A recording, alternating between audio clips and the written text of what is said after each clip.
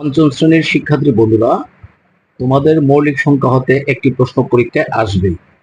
সুতরাং মৌলিক সংখ্যা হতে একটি প্রশ্ন কিভাবে সহজে আনসার করতে পারবে, তো 1 থেকে 100 পর্যন্ত কয়টি মৌলিক সংখ্যা কোন করে কয়টি আছে সেটি মনে রাখার জন্য আমরা একটি টেকনিক ব্যবহার করব, অর্থাৎ একটি নাম্বার মনে রাখবো। তো বন্ধুরা, নাম্বারটি হলো 4422322321, অর্থাৎ এভাবে মনে রাখবো 4422322321।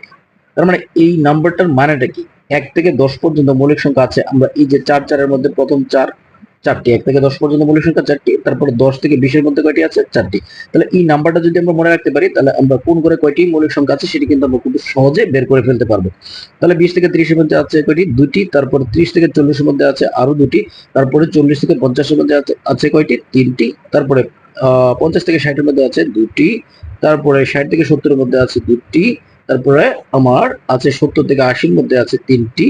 তারপরে 80 থেকে 90 এর মধ্যে আছে 2টি, এবং 90 থেকে 100 এর মধ্যে আছে একটি। এখানকার মোট মৌলিক সংখ্যা হবে 25টি। যদি প্রশ্ন আসে যে 1 থেকে 100 পর্যন্ত মৌলিক সংখ্যা কয়টি? 25টি।